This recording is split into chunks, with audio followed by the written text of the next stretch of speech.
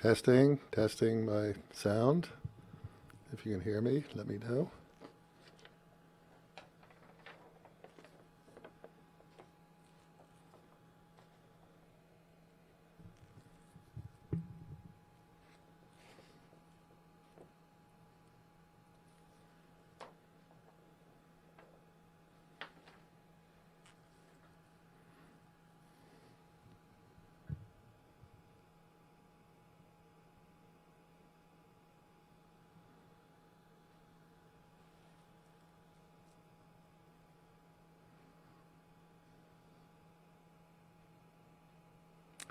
Okay, loud and clear. And are you seeing me?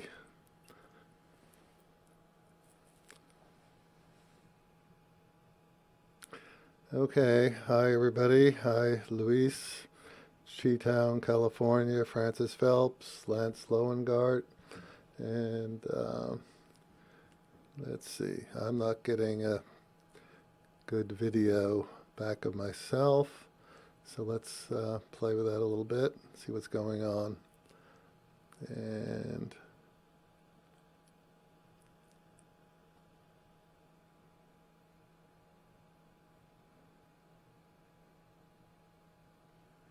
okay, so Craig says focus. So I'm a little disarmed by not seeing my video part, but we'll limp along with that. So today I want to start a new chapter here, and I've been inviting people from the industry on to chat with you and meet with you, talk about their enterprises, and the other side of the business that I love is our customers, and many of whom have become good friends. And today I'm starting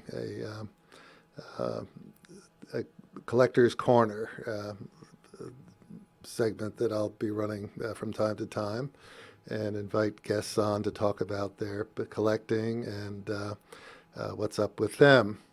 And before I do that, I want to just do a nod to one of our friends who provided a nice shot of his SBGN005 Grand Seiko Quartz GMT. This is Dave Williams enjoying his cup of coffee, and a nice shot with his watch with his NATO strap, which he had talked about a couple times. So it's up there, and nice job, Dave, and keep up the good work. Let's get more shots in from you folks, and we'll put them up, okay? So back to the show. So, oh, hello, Ryan, old friend, checking in, and our WAGs. Our business is doing better than expected, given the coronavirus. We've had a lot of our good friends checking in with us and picking up watches. Grand Seiko's been very nice. They've been fulfilling some of the orders we've had for a number of months, and we've been able to close those deals. So that's been working well. And okay, so I'm just getting our guest coming in, and I'm going to get him going. Checking in with us and picking up watches. Okay. Grand Seiko's. I've got to check some sound here. Some of the orders we've had for a number of months, and we've been able to close those deals. So that's been working well. And okay, so I'm just getting our guest coming in, and okay, so here we are with Stefan Berwick, who's going to be joining us. I'm going to put him on and welcome him. Stefan, can you hear me? I can hear you. Can you hear me? I can, and hopefully everybody on the other end can hear as well. And Stefan has, I just sort of checked our records. He's been with us since 2010, so it's been 10 years now since, I don't recall exactly what it was, but somehow we got connected probably through Bremont watches or Anonimo. It was Anonymous. It was actually Okay. Anonymous. Okay. All right. Don't touch your outfit there. You're creating static if you can do that. So, and we've sort of been on a trip with him with his watch collecting and much more. We've become friends. We've been in New York together at watch events. We've co-sponsored events in Washington, D.C., a notable one in the St. Regis Hotel that Stefan organized with us. I think we had several hundred people there, so we took over the whole lobby with Bremont watches, and very exciting. So he's a dynamic individual. He's not only a watch collector, he's a martial arts master, and he has a number of other activities that we can delve into as we go along. So, okay, everybody can hear you. And okay, first time I ever heard, this is a Jose Figueroa. He must be a friend of yours. And first Okay. time he ever heard the word timepiece instead of watch was from Stefan. Wow, And Jose. yeah, okay. So Jose is asking, what timepieces do you own, and what are your favorites? Maybe you can give us a little brief history and what stood out for you. Yeah, I mean, overall, I own watches that are more sports watches. So you could say these are more classic aviation watches, diving watches, military watches. And that's been pretty much since the beginning of my collecting, almost 20 years ago, I think, about 20 years ago. So of course that brings me to, one of the most notable brands today, Bremont. But I've owned Panerai, I've owned Rolex, I still own IWC.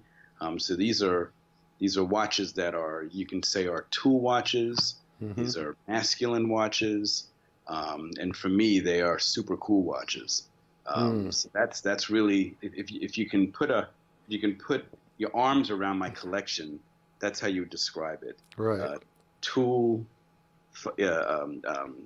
more military-esque, if you will, and that's what I love. Okay.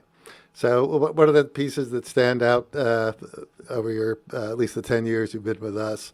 What are Yeah. your notable acquisitions, and did you keep them or do you turn them in for something else? What's going on? I think I've kept most of my watches. Some things I have traded or sold so as to get other pieces. Hmm. But for instance, one of the first watches that I got from you guys, it's actually Anonimo. And I Hmm. still actually have this watch, if you can see that.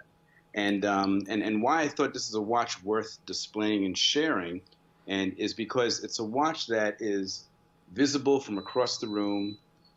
It's designed around the real Firenze, or the real Italian military watch ethic, and this is still one of my favorite watches.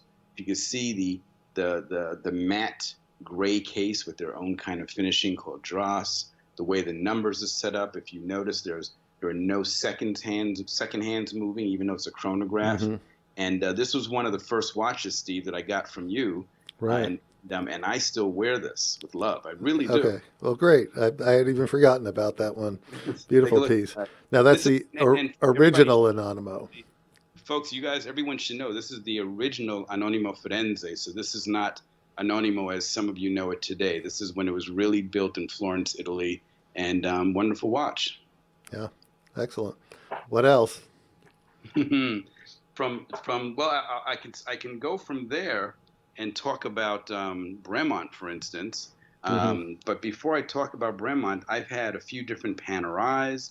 I still have some IWC. Hmm. I've had Rolex, and the thing about it is that I actually stepped away from particularly Rolex when Bremont hit the scene, which some people would say you've got to be kidding, but when I got my hands on this watch, and this was, Steve, before you started actually dealing Bremont. Right. This is the BCS2. Take a look at this. I hope you guys can Right. see this. The The- green. See that? You got to move it towards your face to get into focus. How about Not that far back, but in front of you. Yeah, how there you about are. that? Yeah, tilt it down a little bit. Yeah, you can't quite get the green. I always have the same problem. My green turns Yeah, into black, tough. but it's a It's tough. beautiful forest green or hunter green. Well, this is a watch that was part of Bremont's original collection when they first hit the scene back around 2007. I actually purchased this watch from one of their first dealers in New York. They only had two dealers in the United States at the time. Hmm. And I bought this watch sight unseen. It was only based on magazine photos.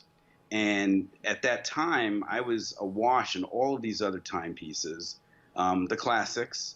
And I felt for the first time that this was a watch that was made for me. Hmm. Something about the whole design of it, rugged, the brushed stainless steel, the quality kind of shocked me, especially at the time for the price point. The fact that look at this, I don't know if you can see the back of this. Beautiful bronze rotor and a decently finished movement. This is a top grade, ETA movement, ETA movement, COSC certified. And I was just like, man, this watch is just perfect. So when I ordered the watch and got it, I found that it was a watch that I wore all the time. It was so versatile, never scratched. It's the hardest stainless steel I think you can still get in the market for a watch, and this thing has been jamming ever since. And I've had this since yeah, this is like over 10 years now I've had this piece. So this is before a Bremont appeared in our area in the DC area, Mm-hmm. and I purchased a couple, and then Steve, thank God, began to take the brand, and I was like, Mm-hmm. beautiful. And so Great. so so where does this end up? I went through a number of Bremonts, a lot of collector's edition pieces. I had the famous EP 120. Um, um, um, the P-51, all of these wonderful watches that commemorate planes, in particular fighter planes, which I'm always been interested in. Um, but in recent years, I started to go more into what I consider to be classic about Bremont. Bremont is often described as a brand that they work so hard to build a story around their watches that sometimes people, I think, forget about the watches, but the Mm. watches stand alone so well. This was the first indicator. Mm. And look at this one. Oh Now yeah. see, now see, this is one of their Supermarine dive watches, but this was, I believe, their first or one of their first special military edition watches given to combat clearance divers, meaning divers who clear underwater ordnance and bombs in the UK, the Royal Clearance Divers. And Mm-hmm. this is a watch that I got from a friend of mine who actually is a clearance diver. And he Mm. purchased the watch, and he ended up getting married, having a kid, ready to buy a house. And he wanted to sell some stuff, and I just love this thing. All black, DLC coating, anti-shock, anti-magnetic. Actually, a pretty badass watch. Mm. And and it's Bremont, and I just love this thing. So as I go through my Bremont collection, I found myself, like I said, moving from the pieces that commemorated something in history to the pieces that which I still love those pieces, to the pieces that actually represented a real piece of function to me and Mm-hmm. represented a certain utility, but also style that can be associated with that utility, Mm-hmm. which is something that Bremont does so well. The whole form follows function thing. Bremont has that to the T, and it's something that I almost want Bremont to talk more about that actually. Mm. So they introduced some limited edition pieces.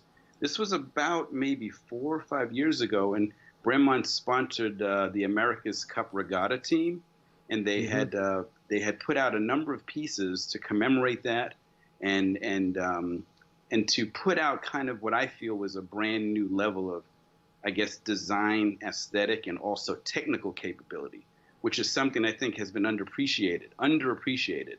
And so what I did was I bought one piece. See this?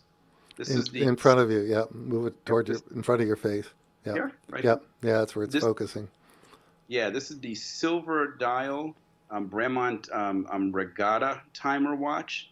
I actually think this watch is one of Bremont's best technical pieces.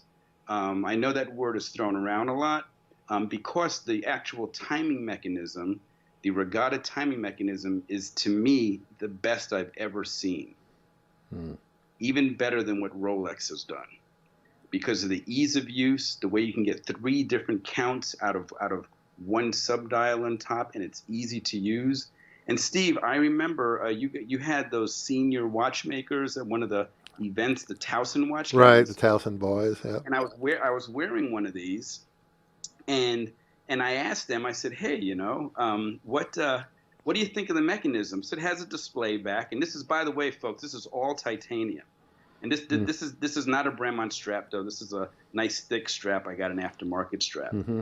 And so one of those guys, and these are respected senior level watchmakers. He took a look at the back, he took a look at the front, he spun it around, and he was like, "My God, that is a clever mechanism to do multiple time measurements." He goes, "I Mm-hmm. can't believe someone didn't think of this." And they're very critical guys too. So to And get they their are very critical. So I yeah. said to the guy, I said, "So do you approve of this?" He goes, "Yeah, actually, I do approve of that. That's actually pretty nice."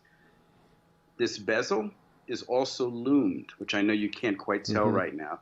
So I fell in love with this so much, I bought the other one. Yeah. And this is the black dial one, Mm-hmm. which I actually tend to wear more often. Is this upside down? Is this the right No, way? it's okay. It was Yeah. okay. Titanium bracelet. You don't see these too often on the titanium bracelet. But this watch is just a winner, and I always get compliments in this watch. This is the watch that actually, I think, Steve, the picture you put up, I'm wearing this watch. Oh, And, okay. Yeah, the and thumbnail. I remember that day, it was actually it was a long, it was a tough, long, really hot summer day, and this was my timepiece of choice. This is the weapon of choice. And these are, and by the way, for our collecting guys out here, this piece is well, both of these pieces are the last production number. They made 235 of these each, so each one is number 235, which is pretty cool. Yeah, Stefan's very good at picking his numbers, and usually gets what he wants. I try, I really Yeah. try. And so now these are Bremonts that I've. This is just a sample of the Bremonts that I've had over the years. And just a few weeks ago, from Little Treasury, I picked Mm. up this one, which I was sitting on for a while, um, because I had their original version of this, Mm-hmm. but I like this better. This is the Bremont Endurance, and again, a watch that represents such beautiful style and function, and represents the brand, I think, in just the right way.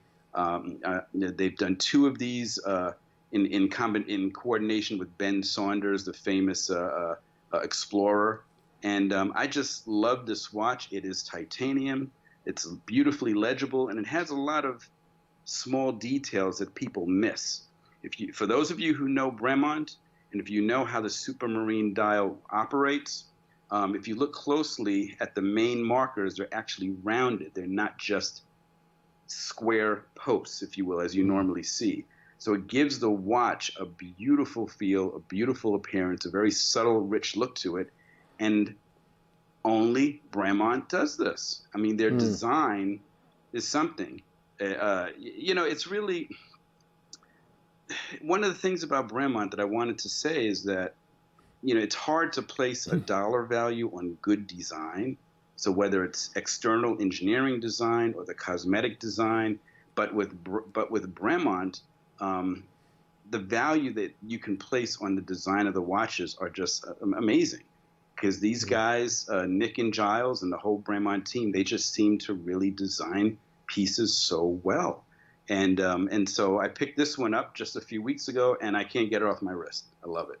And this is Right. on the rubber strap, one of the best rubber straps ever from any watch company. Uh-huh. I wish they'd have more colors. I've told them to get this in like a olive green, but I love this. Right. Very cool. So let's talk about your Yes. transition, not transit, you haven't left it behind, but your Mm. addition of your Grand Seiko addiction, which is seem to have a bit of. Yeah, I know. Yeah. I partly blame you for that, Steve, Oh, well, because not really. I've always loved Grand Seiko, but I always felt that it was maybe a little too conservative for me, a little too small, a little too soft. Mm. And I just was never sure about it. So Steve, when he became a dealer, he's like, "Hey, you need to come in and try these on and see these." And when I came in and I tried one on. I think it was a 55th anniversary edition with the green dial, the GMT, and it was an odd but cool watch. It had a lot of Mm. elements that I didn't expect. And I don't have that one now because that's a piece that I ended up trading in. But I traded it in for this. Yeah. So, and when I say trade in, folks, what I mean is obviously I traded that in towards a purchase of this whole other level of watch, and this is a Mm-hmm. spring drive chronograph GMT. Limited edition came out, I guess, a year or so ago. This is the lion's mane case, unbelievable, amazing dial, which maybe you can't quite see. And this watch is killer. In fact, I want to get the non-chrono now. That's how much I'm in love with this. And I've had other Grand Seikos too. I had the again from that 55th anniversary year. Steve, you might remember I purchased the that dark blue. Right. Uh, Yeah. and that watch I loved, but it was still kind of quiet for me. It wasn't strong enough Mm-hmm. for me. This one did it. This one did it. But I mean, I can't wear this all the time, although I guess I do. So of course I had to get some others. And so this one here, see this one? Mm-hmm. This is a 40. This is one of their few 42 millimeter, more conservative, I guess you could say, dressier watches. With I know it's hard to tell. The Grand Seiko dials are so rich and so subtle, very high artistry, but it actually has kind of like a copper brown, like a gray copper brown dial, Mm. which is just beautiful with the gold seconds hands, and I just love this piece. Mm-hmm. Also was a limited edition. Grand Seiko actually came. They made about 1,200 of these, so you can kind of still find them out there a little bit. But this watch became like a daily watch for me. Really? Okay. It gave me a certain size that I wanted.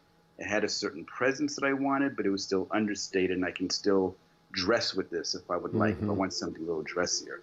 And even in the poor lighting, hopefully you can tell that Grand Seiko gleam. Right. Right. Oh, look at that. I mean, my God. Yeah, there are a And lot of Grand Seiko lovers on this channel, so they well, know what you're talking about for I sure. want to say something else about that, though, if I can, Steve. It's Mm. I started out by talking about my love of more military watches and aviation watches and diving watches, and I still love them. I Mm. love brushed metal. I Mm. loved gray metal. I liked that kind of more matte look. Mm-hmm. So when I first got into Grand Seiko, I was like, kind of shiny, kind of blingy, but it's blingy and shiny in just the right way because the hand Mm-hmm. craftsmanship is beautiful. It's masculine. It's eye catching, but in just the right way. And it's a contrast. It's not like all polished. It's a contrast if you really study this. The way the edges are bezeled, the way the polishing is done, all of it. And so I've just fallen in love with these. Let alone Right. looking at the case back, in-house movements, the whole nine. Mm-hmm. And so of course, though, I get that, but I have to get another big piece, and so I got this one. Remember this one? Oh And yeah. so this one was actually Grand Seiko's first of their titanium clad, ceramic, or rather ceramic clad titanium case sports watches. This was the first one that has featured a dark green dial, and it celebrated a festival that occurs only once in a while in Japan, Mm. where men ride logs down a mountainside, and so Mm-hmm. that which is a whole other great story. But the watch itself is astounding. And this is a piece for all of you out there. This is a piece. Yeah. It's a black watch, But look at the gleam. Yeah. Look at that. Anyway, Steve, I can go on and on. Well, we got a backlog of comments and questions. Some wandered off the topic. And someone's asking if we have any JLC reversos to show. Well, I think this is the wrong guest for that. And just sort of looking through here. And it looks like Booser has lost his wrench. That's another topic. Okay. And so you have a friend, Jose Figueroa, who's been on here. Okay. And it looks like you were involved in a film activity with this person.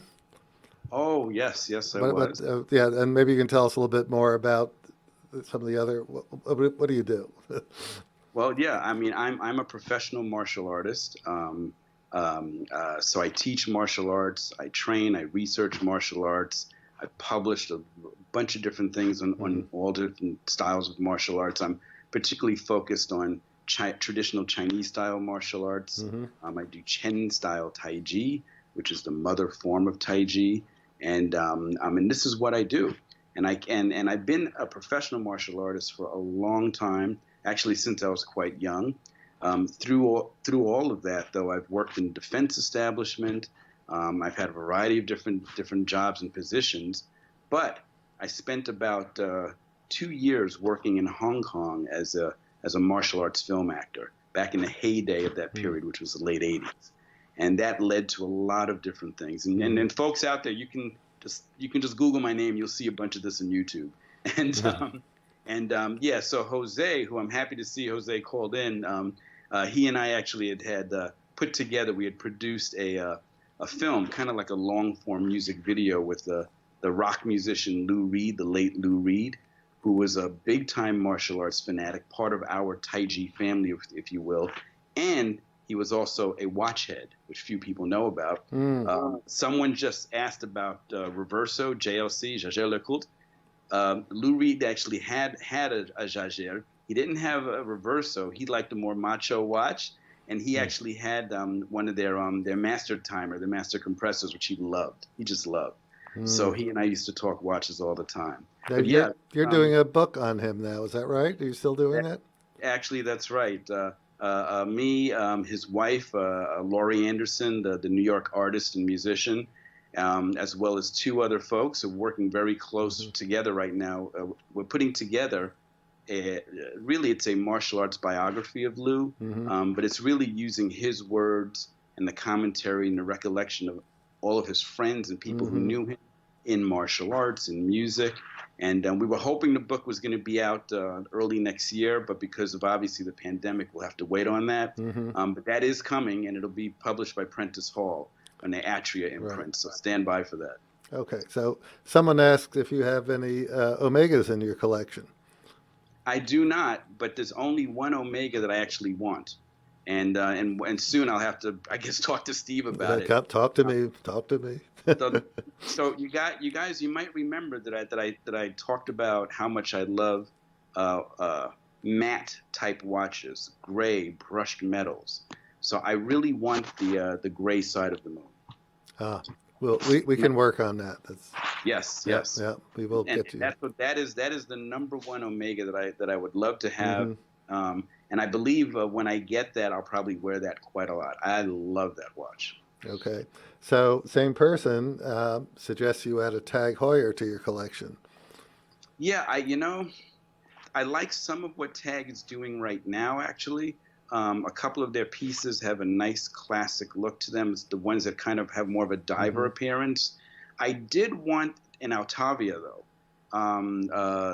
Some of you, the Tag guys out there, know which one that is. It's also one of their auto racing watches. It's a chronograph. It has kind of a cushion case, the Altavia. And that's a watch that I've always had my eyes on, but never moved on it. Right. In fact, whoever asked me that, I'd probably go with an Altavia before one of those recent, more aviator-looking watches. Right. So someone asks, Chi-Town, California asks, what was the most common form of martial arts you worked on in Hong Kong? In Hong Kong, I was actually hired because of my ability to do a variety of different martial arts. At the time, I was focused mainly on traditional northern Chinese martial art with a lot of kickboxing and, believe it or not, a lot of taekwondo kicking, because that's what worked in movies. Mm. When I was in Hong Kong, of course, I had a chance to study Hung Gar and Hung Foot, and those are these real Southern style martial arts, because the film industry in Hong Kong was very much dominated by Southern China style martial arts. So that's what I did there. Okay, excellent. So let's see what else. How strong is Donnie Yen? I don't know who that is, but Donnie Yen. For those who don't know, Donnie Yen is a very old good friend of mine. We came up together at his mom's school in Boston since we were about 17, 18 years old. And then Donnie and I traveled to China. We were the first two Americans to train and be certified in Xi'an. That's the ancient capital of China, in both traditional and contemporary martial arts. And then Mhm. after that, I went to Hong Kong and joined him to make films. He was only still at kind of the beginning of his film career then. To answer your question of how strong he is, Donnie is actually as strong as what you see. Donnie, unlike pretty much all these other folks out there, Donnie still trains hard. He religiously trains, heavy Mm. bag, weight training, striking, grappling, traditional weaponry. Donnie is close to 60 years old, and he has still maintained very high martial arts capability. And yeah, he's damn strong and damn fast, just as you see. It's real. Right. Okay. So let's see here. Uh, did you ever train BJJ? I don't know what that is. I hope it's legit. It's Brazilian Jiu-Jitsu. Okay, I thought it might be something that Yeah, needed. I have not trained in Brazilian Jiu-Jitsu, but I have sparred. I've actually tried out or sparred against or fought against some Brazilian Jiu-Jitsu people and other grapplers. So I have some familiarity of what's great about it, Mm-hmm. and I was able to test myself in a few situations with that. That sounds interesting. And then Leon, a local customer, asked, "Did you ever delve into vintage watches?" That's a really good question, Leon. When I first got into watches, I was buying inexpensive vintage watches, but they kept falling apart. And then I just went into new watches. In fact, I was wearing a vintage watch. I forgot the brand. I think it was an old Russian watch, if I remember correctly. But because of my work at the time, I needed really a high precision timepiece. And that's what kind of caused me to get into watches. And then from then, I never got into vintage. I'm beginning to flirt with it again. Um, um, uh, uh, there are certain vintage watches that are of interest to me, and again, it's generally the military ones. Like, for instance, a watch that I had in my collection was the Breguet Transatlantique Type 21. That's a chronograph, military aviation chronograph with a long, wonderful history by Breguet. That's the famous Swiss-French brand. To me, it's a blue chip brand. I think it's probably the most important watch brand out there, perhaps as far as the old school. And I've always felt I should have one or two of their vintage pieces. So I still have that kind of on my list. Okay, great. So Taiji fan K says, "Hi, Stefan. These almost seem contradictory, but is there a relationship between orology and Tai Chi Chuan?" Hmm. It's not contradictory. In fact, I had proposed to do a research paper for a Swiss watch magazine, which is no longer around, called Watch Around, where I wanted to write a piece actually drawing parallels between the balance and the precision and kind of the beating heart of mechanical watchmaking, how that is very much like Tai Chi. In Tai Chi, you're looking to build a balance of hard and soft and fast and slow. You're looking to build a balance of energies in the body. You're really looking to allow your so-called internal energy to flow without any breaks. And that's very much what a mechanical watch does. Mechanical watch has its own beating heart. Everything is aligned so perfectly as far as the engineering, and it actually has its own self-contained energy source, which never really runs out. And it's based on a beautiful combination of straight angles and levers and roundness with the escapement, the mainspring, and all of that. And if you really get into the technicalities of watches, many people in the watch world talk a lot about how chronographs, you've got to get a chronograph that's powered by a column wheel, Well, a column wheel is a round wheel with teeth on it that actually pushes levers. So you have something round pushing into something straight, pushing into something round. It is very much like Tai Chi, very much. In fact, the book that we're working on about Lou Reed and his odyssey in martial arts and Tai Chi, the book is called, this was Lou Reed's title, The Art of the Straight Line. And there's a lot of meaning to that. So watches and Tai Chi have a lot more in common than you think. Stefan, I think you're hitting your laptop or doing something, but it's creating some static. So hands Sorry. off, guy. Do you want me to repeat that, or do No, you? no, I could hear it, but it's you're All triggering right. something, and Sorry. so okay. So let's see what else here. Booser asks, "Is it true that the Chinese kung fu masters didn't want to train the young Bruce Lee because he wasn't full-blooded Chinese?" There are a lot of rumors about that. Uh, there may be a little bit of truth to that, but I would say in his case, not quite true. He came up during a time in Hong Kong. This is like basically the 1950s, where traditional martial arts was about to really boom and become popular. And it is true, Bruce Lee's mother is half British. Originally, she was thought to have been half German, but she's actually half British. And pretty much folks knew that about him. So according to most sources that I've spoken to who were around at that time, he did get a little crap for being, having some European blood, if you will. But he did come from a well-to-do family, and his father was a pretty famous actor in Chinese opera and did films. So Bruce Lee was still able to get training and really get access to good stuff. And he pretty much trained with one famous master, at least in his school, Yip Man, and they taught him. They taught him pretty openly and pretty well. Bruce Lee left Hong Kong to come to the United States to go to college, so he didn't fully complete his traditional classical training. So then later on, after he went through so many other styles of martial art and began to develop his own way of doing martial art, he went back, and then he did experience a little pushback at times from people, but it had more to do with his fame and just his stature that was growing more so than anything else. Bruce Lee did experience other things when he opened up his first martial arts schools here in the United States. And Bruce Lee was one of the very first Chinese American martial arts teachers. He was born here, actually, then went back to Hong Kong, then came back for college. So he's a citizen who taught folks who were not Asian. And yeah, there were some people out there who felt uncomfortable about that. He wasn't the only one who was doing that, but he was one of the first. So he trailblazed in that. Okay, cool. So, And he also liked good watches too. There's a picture of him in Revolution magazine from a year ago.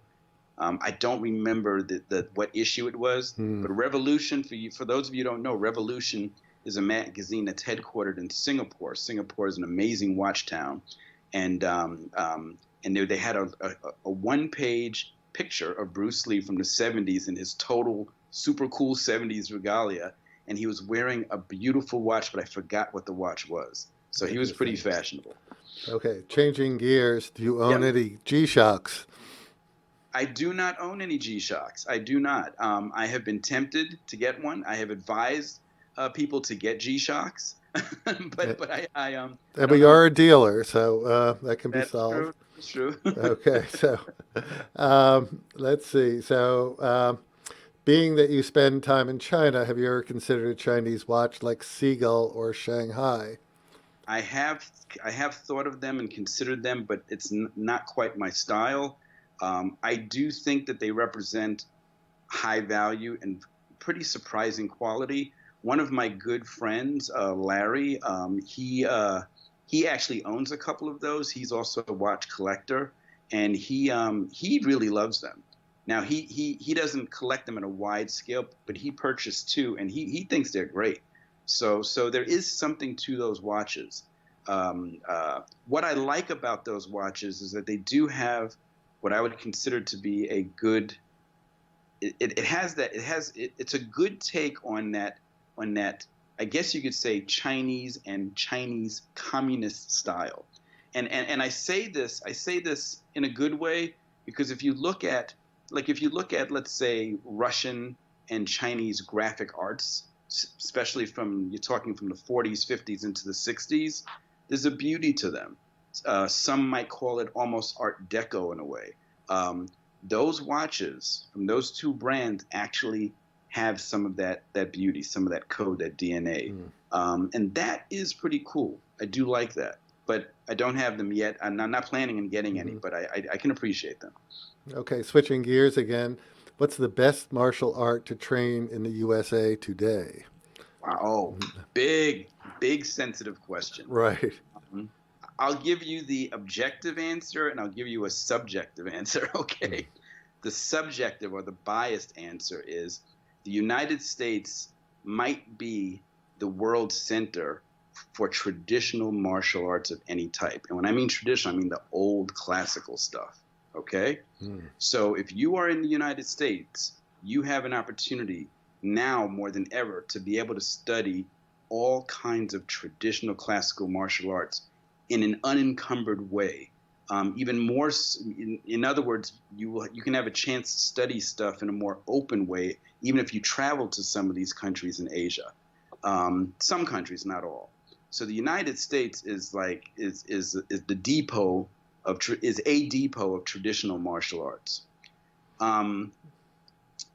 If you want to be part of what I would call the most popular, hottest martial arts scene, then of course you're going to go into MMA, which could include Brazilian Jiu-Jitsu, BJJ. That's where you'll see so much of the action. That's where you'll see the biggest community, I guess you could say.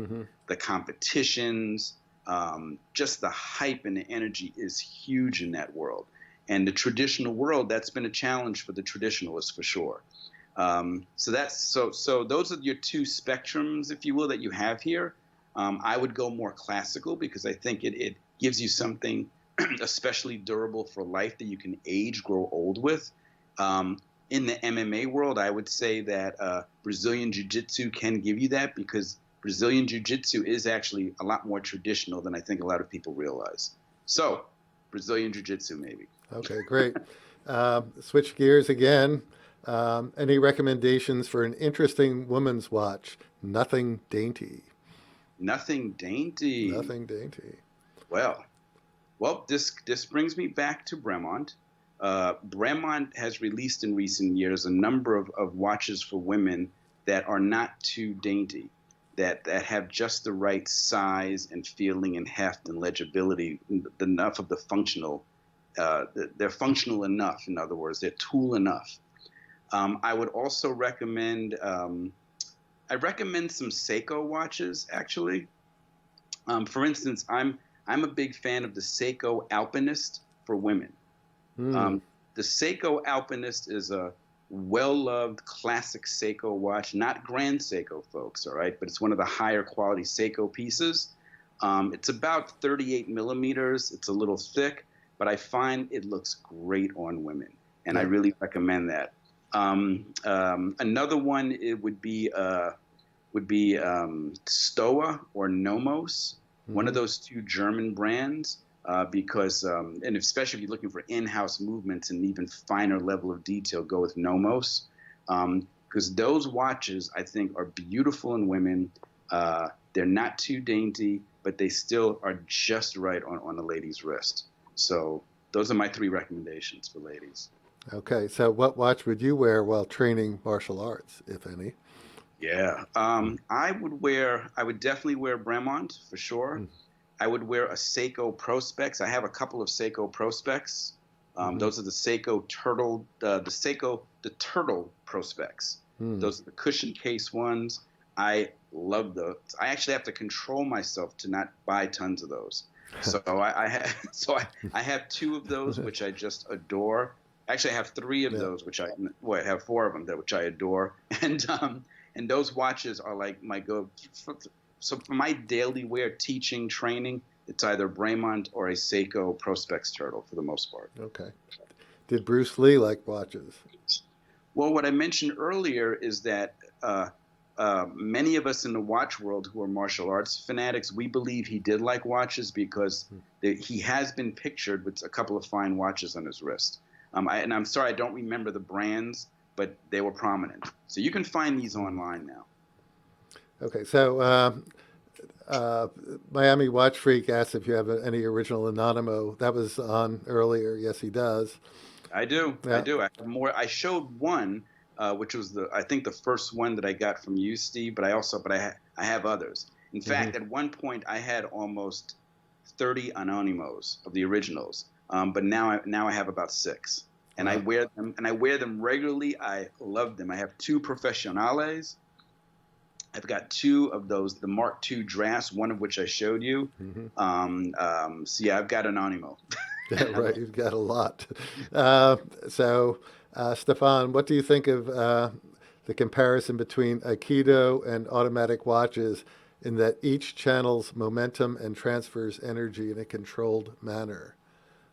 Yeah, I first began to appreciate those because I also have Ventura watches, and I mean the Ventura V-Matic from Switzerland. They were probably the first company to actually come out with a watch that uses your motion to actually charge a battery and then power the watch. I actually have one of those. I've kept one of those. I actually have the original, their Ventura Spark, Hmm. the really fashionable Spark. I think it's a Spark FX, if I remember. Um, so I developed a taste and appreciation for that because of Ventura a while ago, which then brings me up to, but I didn't buy tons of them because I still preferred mechanical. But then that brought me right up to when I got into Grand Seiko and got me up to Spring Drive. And Spring Hmm. Drive, again, does not have a battery. So it's not just a generator that's charging a battery. It's a whole other usage of an electro pulse to actually control the precision of the watch.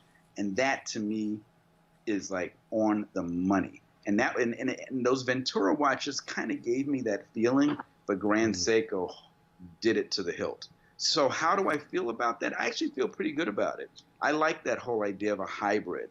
I like the idea of never having to replace a battery. I like the idea of, but also having some of the precision. So whether it's the more simple way that Ventura did it, or the deeper, high tech, deeply researched way that Grand Seiko has done, that Seiko has done, I'm with it. Right.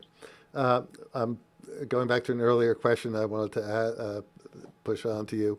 Yeah. Have you ever written for Black Belt magazine?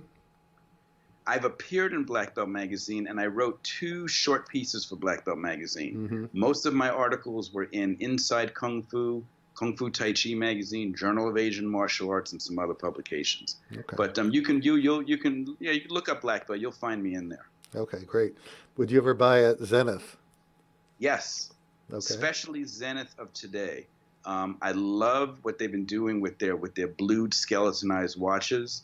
In other words, their current edition DeFi, or I love those. I Zenith is for sure undervalued. I really love what they're doing today, and I actually hope that more people will appreciate them. Zenith went through a tough period. Well, I shouldn't say a tough period, but it went through a period where their designs were just kind of over the top. There wasn't really a cohesive, I guess, brand lines. So now, the way they are today, I really love it. It's a nice balance of all the things that I love Mm-hmm. about watches. So, yes, on Zenith. And I Okay, don't great. own a Zenith, but there are a couple that I actually would like to get. Okay. Leon remembers reading your blog about going to the Grand Seiko factories in Japan. Oh, Are yes. folks given the chance to buy a Grand Seiko right then and there?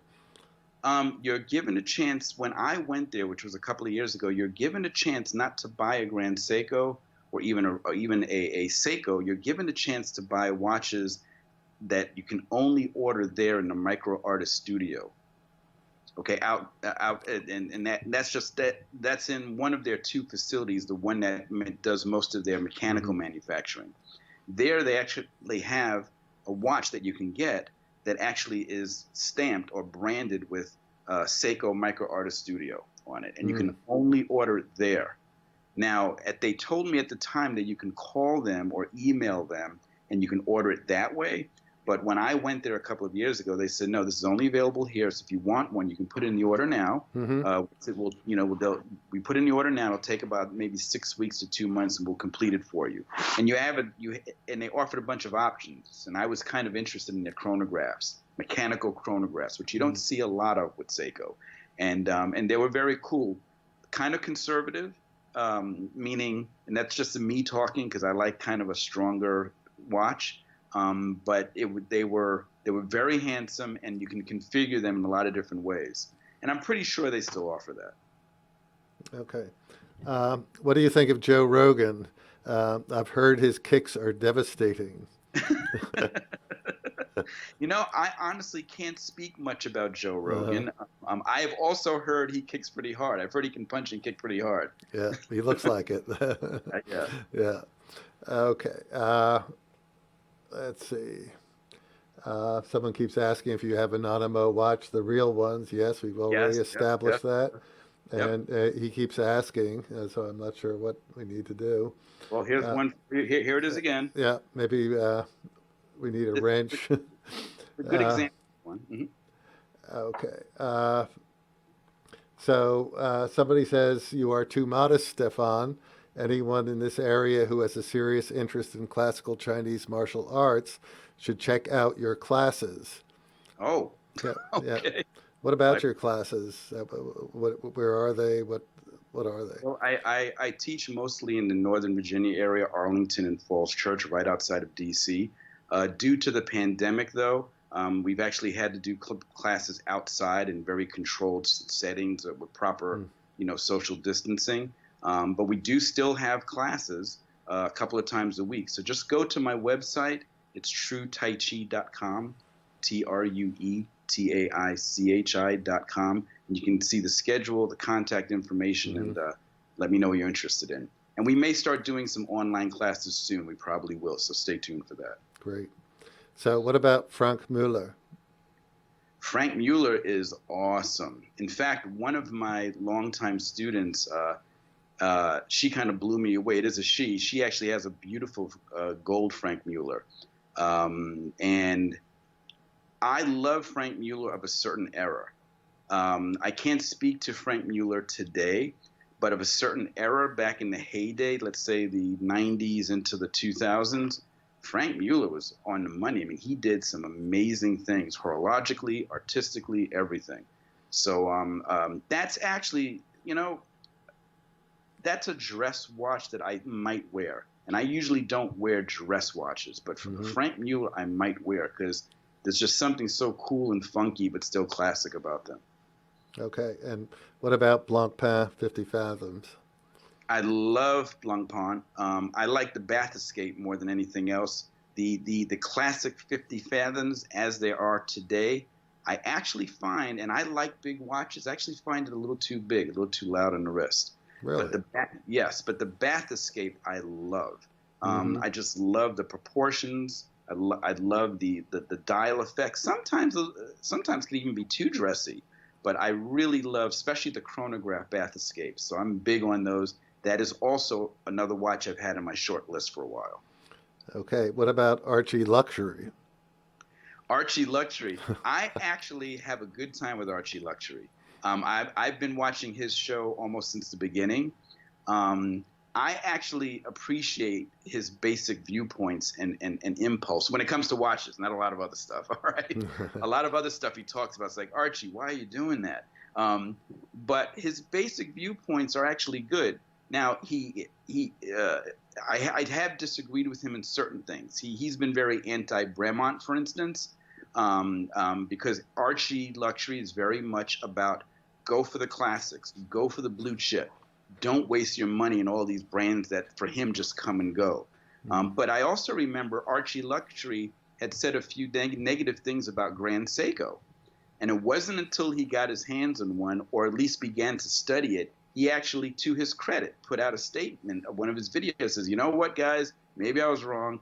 Grand Seiko is the bomb. They're really fantastic. And he just raved about them. So I actually am more positive about Archie Luxury than negative. I kind of still enjoy him. Good. Okay, so any thoughts on Citizen Eco Drive powered by light watches? I like them. I like the idea of a light powered watch. Um, for me, it still doesn't turn me on enough, but I still generally like them. What I like about them is especially the thin ones. That I really appreciate. There are a couple of ones I remember from a few years ago for women that I really liked, not too dainty but just right. But that's generally how I feel about them. But of course, I have to say, look what I have here. This is an Southeast Asia only limited edition Citizen Fugu marine watch, which I mentioned my good friend Larry picked this up for me in Thailand. And this watch gave me a whole new appreciation for Citizen watches. This is a mechanical, but man, I love this watch. And I wore the hell out of this on my last big trip. So yeah. Oh, great. So let's see. This is going to be a good one. Brooklyn Wide asks, what are your thoughts on Meistersinger?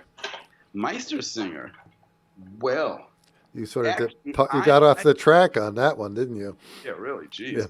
Meistersinger is a brand that many would think who know me would think I wouldn't want because they're very fine. You know, they're very understated. But to me, they're really different. They're really unique. I happen to love the one hand business, okay, the regulator hand. I really dig that. I had a watch about 15 years ago from one of my favorite German watchmakers, Jörg Schauer, from Pforzheim. And he came out with a single hand watch, which I loved. I kept it for about a decade. And then I had so many people in Germany ask me to, like, offered me good bucks for it. I ended up selling it. But I always missed that watch he made. I actually really missed it. So I can't believe I'm being asked about this because look what I have here. I have a Meistersinger in my collection. And this one and I did get this from Steve from Little Treasury. This is their first ever bronze.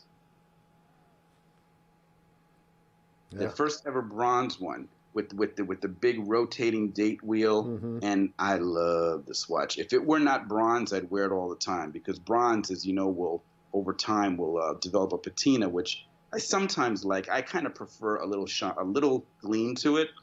And oh my God, this to me is a beautiful, beautiful watch. It's one of my favorite watches if I want to be, a little dressy, but I can still go casual with this. And back from my Anonimo days, for you Anonimo heads out there, I had a whole range of Anonimo bronze watches, okay? And I was so into them, I called bronze mangold because I thought, and so when I saw this one, I was like, oh my God, this is I got to grab this one, and I just fell in love with this. And yes, this is mangold. So there you go. And this is my only Meistersinger. I don't plan on getting another one. This one does it all for me. Yeah, great. So I don't know if you want to go here, but someone is asking about Steven Seagal, and Okay, what about? Is he a phony? Steven Seagal is not a phony with his martial arts. He actually is a legitimately trained aikidoka, which means he does aikido, which is a certain martial art from Japan. He actually did train and live there for years. Mm-hmm. He actually does speak Japanese. Many people have asked me, does he really speak the language? He does. And you can see this on YouTube, actually. So when it comes to his martial arts, he is not a fraud. He is for real. Now, in recent years, because he's been cozying up with Russians and, he hasn't made a bunch of great movies in a while, and he may come off kind of wacky to people. People are questioning him. But no, he's when it comes to martial arts, he's for real. With his martial art, he is for real. Okay, great. And Ryan Hamilos asks, what Hmm. about Alexander Sharikov? Um, some of the best value you can get for watches. Hmm. Uh, a really interesting Russian watchmaker based out of, I think is he in Germany right now or Yeah, Austria? he's Germany. Yeah. He's Germany, and he very interesting, very artistic. His use of colors is kind of mesmerizing. The hand finishing that he offers for the price is actually kind of incredible. Many people talk about Grand Seiko offering such amazing hand finishing for the price. Well, look at his stuff, and you can see some pretty special hand finishing for like really like you're talking below $2,000. So some amazing Right, pieces. right. Not for me. I find them generally a little too ornate for my taste because, again, going back to what I said earlier, I like a more, Hmm. um, yeah, more functional tool looking, kind of an understated piece. Right. So, Hmm. okay, here's a couple interesting. A lot of good questions. Wow, Yeah, this is oh, amazing number. Would you consider hiring Craig to promote your martial arts school? His 4K videos are stunning. Well, I've suggested to Stefan that he might want to do a show on Craig's channel if Craig were open to that as well, sort of like we're doing. well, So, that does sound good. Obviously, that would sound good to me.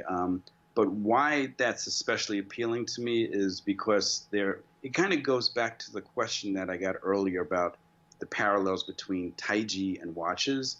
There's something about these old arts that I practice that represents uh, high art, if you will, and I think it does match up with what we are all interested in, the high art of watches and watchmaking. hmm So I would love to be able to speak more to that and to promote that idea hmm because this needs to be valued just as much as we value a beautiful luxury item. sure. Someone asks, are there respected martial arts from places other than Asia and South America? Well, I guess you said here in the U.S., but go ahead. Yeah, yeah. Yeah. In Brazil, there's a martial art called capoeira, which is a martial art that actually was originated from African slaves. It is one of the most sophisticated and effective martial arts you can practice. And it really has grown worldwide. In fact, it's popular with many people in the mixed martial arts world. Mm-hmm. So capoeira is one I would call out for sure. Um, there's been a growing interest in old European sword arts. Some of those arts are actually damn good. Mm. And many of them, you can find some of those lineages within the modern fencing world, especially with the Hungarians, for instance. So I have a Mm. big respect for those areas. So capoeira, some of the old European sword arts I love. Yeah. Okay, great. Um, But okay, this might be the last question. Uh, okay. does your wallet hate you since you discovered Little Treasury? Ooh. Unfair, Leon, This went unfair. on before I Don't- before I discovered Little Treasury.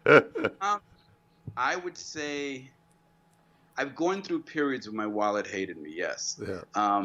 But I got to a point where I understood, you know, when to hang on to things and when to let go of things. And Hmm. that has actually helped me grow as a collector and to acquire like a really nice collection and to keep growing with it. Hmm. But I'll give you one story about this if I can. Sure. Um, we opened up a group of my group, the True Tai Chi group, with my friend Larry, who I mentioned, who also likes watches, in Indonesia, in Jakarta.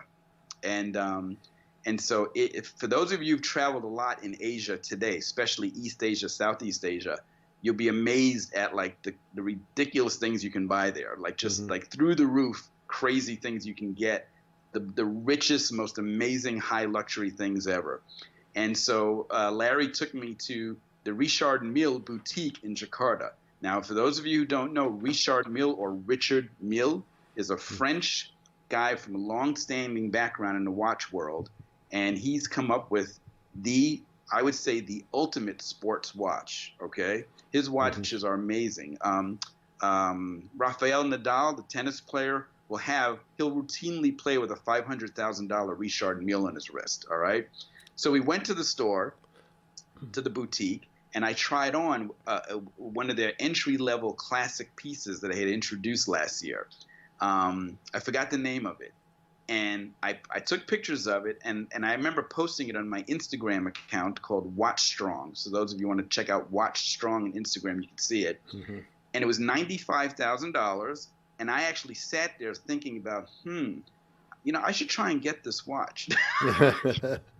And and then I caught myself saying, my God. So in times like that, you know what I mean? When you have something on your wrist that's just so incredible, and I felt that watch was perfect for me, of course.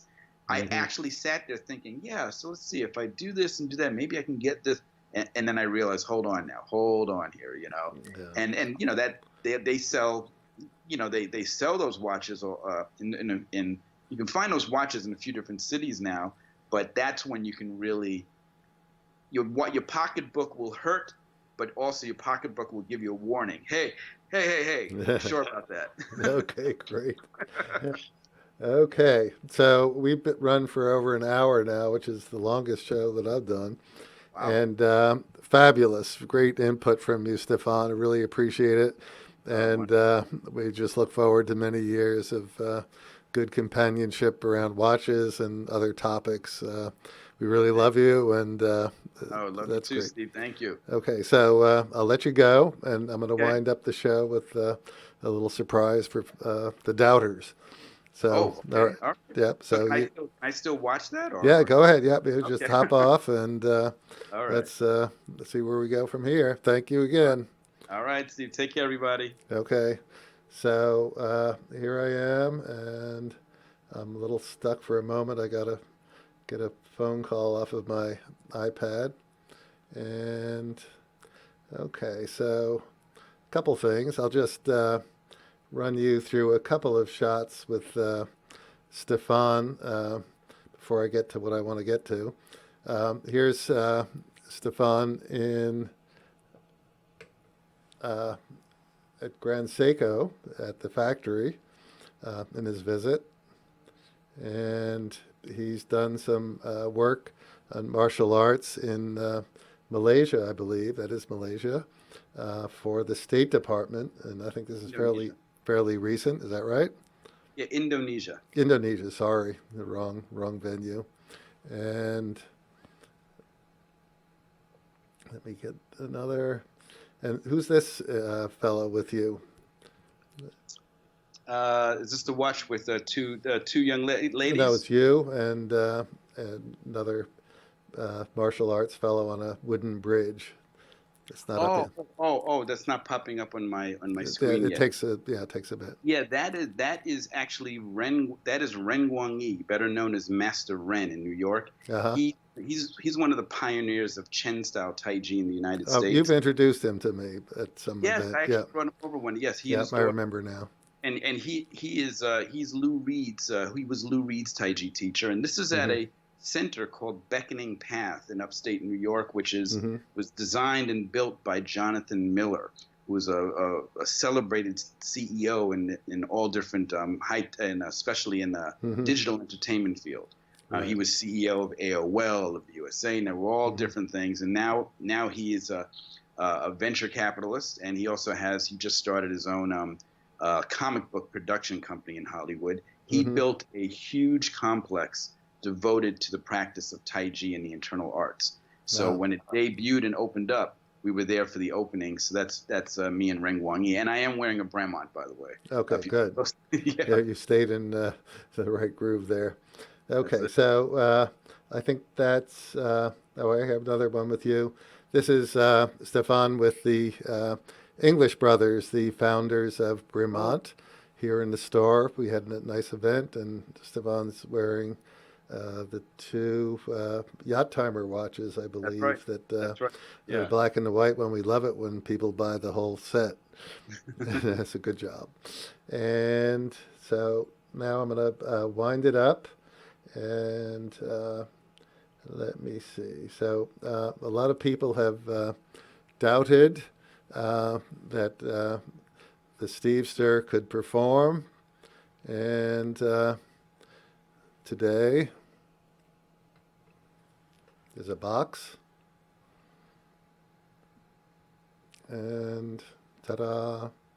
We all know what that is. I hope we do. So Craig, this is a little surprise for you. And I'm sure you're going to hop in your Honda or whatever it is, your little Toyota, and beat tracks down here to the store. So I've got to move this off so I can get back to see the comments and wind our discussion up. And okay, we're back. So Craig, I hope you got it. And it is the 002. It's here. And in fact, two of them are here. So Craig, please crank up, fill up your wallet, come down. We got to have a sit down, heart to heart, and I'm going to give you some pain in the wallet. And I will have another one for our showcase. And I'd say that the Grand Seiko folks did a great job securing these. I think that's number 3 and 4 in the U.S. Ever. So I'm not going to show the whole thing. I'm going to let Craig do the honors because he's been so overwrought and disturbed by our lateness. And we are making things happen. Okay? And with that, I'm going to sign off. I've kept you all for long enough. Great show, Stefan. Right. Brilliant performance and very deep watch knowledge. So I am leaving. And thanks. Steve knows how to dish out the wallet pain. Yeah, we try to. It's either that or thumb screws here in the store. So yeah, we don't twist your arm. We tighten up the thumb screws. All right, you take care now. See you again next week, probably. Right. Signing off.